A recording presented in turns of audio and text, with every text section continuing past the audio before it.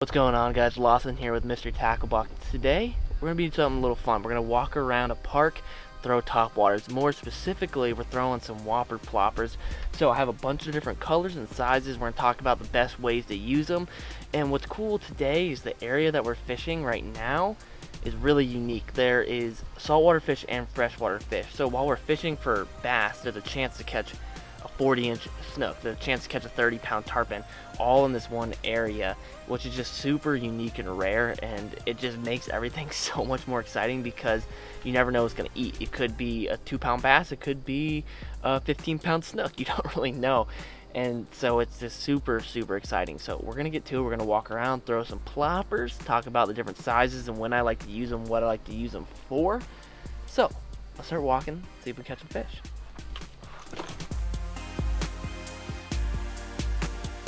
First thing we're going to start off throwing right here is actually the Whopper Plopper 75. This is like the funniest, goofiest looking thing, but this lure is a total crusher.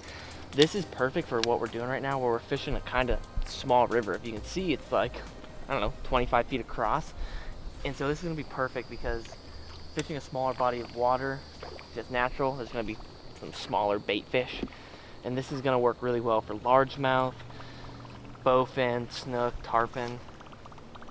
This is what you want to throw when you're fishing either, one, a smaller body, or two, you know they're targeting on smaller bait fish.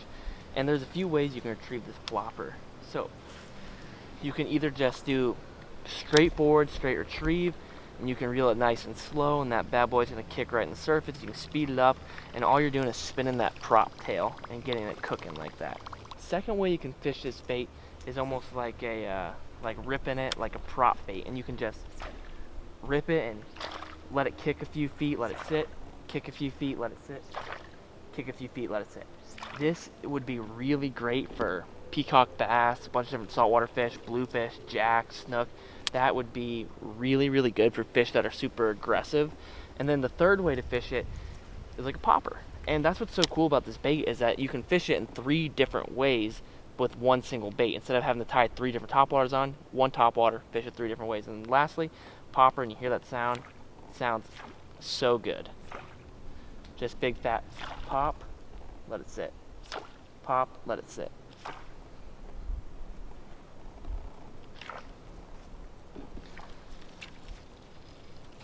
And it's just a really cool thing that you kind of have the ability to fish 3 different ways with one single bait, which you can't really get away with that a lot of topwaters. When you're throwing a topwater, you either have to decide, do I want to throw a spook, do I want to throw a popper, or do I want to throw like a buzz bait or a prop style bait. With this, you kind of get the best of all of it.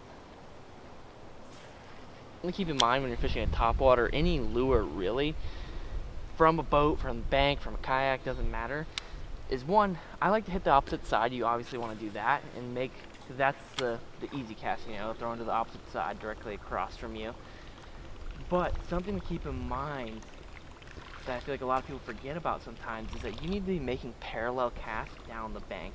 Because what happens is a lot of times bass, snook, any ambush predator, they want to lay up almost against the bank or right on the drop off on the edge of the bank, and they're going to be waiting for bait fish, frogs, whatever, to be coming right along the bank, and that's where they're going to ambush them. So if you're walking the bank, you're in the boat, whatever, you know, make your cast along the line that you're doing. We're kind of making diagonal casts across the bank, but make sure every once in a while you're walking, you chuck one down the bank parallel to it, and you work it along the edge of the bank. If we were throwing something a little more weedless, like a hollow-bodied frog, I'm not kidding, I would pepper that thing like directly against the bank. And now with this, because it has treble hooks on it, we're going to work it along that free water where there's not any grass or vegetation that's going to hang us up. And the fish, all the same, are going to be hanging out along that edge of the structure. So what I like to do is make a long cast parallel to the bank right before I'm about to move locations, and then I walk up basically because I know, okay, I cover that area close to the bank and I know I'm not going to scare any fish now. We have hot spots here, and in that we've switched to a different size Whopper Plopper right here. This is the 130. It's a bit bigger, if you can see, and this is what I would like to use when I'm fishing a pond where I know, okay, they're eating bluegills or shad or bigger shiners. Like, I know they're gonna be eating bluegill and tilapia in here. So something like this is gonna work phenomenally. And this size right here would be like my go-to size to throw if I'm fishing saltwater. I've caught snook, bluefish, jack on this size, and that is like a very, very great all-around size to 130 right here. But we're fishing a little pond, and same thing I talked about earlier. We're gonna make long parallel casts down the banks. We're gonna cover every inch of water and really focus on structure. Now, structure can be a few different things. Like right out there, there's a patch of lilies and there's a stump sticking up. That's structure. Structure can also be grass coming up out of the water. You want to focus your topwater around areas that the bass or whatever you're targeting are going to be holding on to. You don't just want to come up and throw randomly and blindly. Could you catch fish doing that? Yeah, I'm sure you could. But you're going to have a lot more success really fishing those targeted, high targeted areas and really trying to put a topwater on their head. So we're going to throw this around, see if we can catch a fish, and then maybe I might even pull the treble hooks off and just see if we can get some cool eats on film.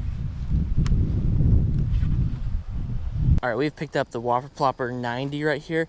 Now, you were fishing a pond or a lake or a river or stream, and you're like, man, I want to throw a Whopper Plopper, I want to throw topwater. I don't really know what size to throw or like where to start. You're not sure if they're eating, you know, big bluegills or if they're eating little shad or little just minnows. Like, you're not sure what's going on. I think a 90 or a 110 would be your best bet to throw. This is just like a good medium-sized bait. A 2-pounder would eat this, a 10-pounder would eat this. When I was in Virginia fishing with my buddy Matt Strikel, we were fishing this tiny little creek, and I mean, him and one of his buddies were throwing Whopper Ploppers, and I watched them crush 3-pound smallmouth, 5-pound largemouth, just insane. Everything wants to eat this bait right here. This is like a perfect all-around size to throw. All right, we've moved on to spot number 3 here. We're back into an area where there's like high chance of catching snook and tarpon. The last time I was here, caught a snook, saw a very large snook, got broken off by tarpon, caught a bunch of largemouth bass, so things could be good. Right now, still throwing the 90 size Whopper Plopper around. We might throw the 110 in a minute and try to see if we can really find something a little bit bigger here, but we're gonna close out the night throwing the plopper around spillway, some canals, and just moving, covering some water, trying to find that like one kicker fish before we close it out.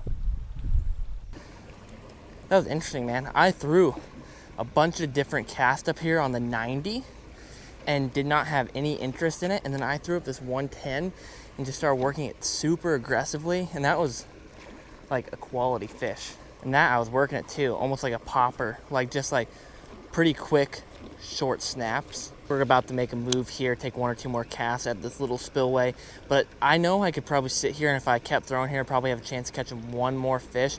But I really want to cover some ground and walk down this canal and throw some long casts and see if we can find that snook or tarpon before we end the night here, or maybe just a big giant largemouth wouldn't be too terrible.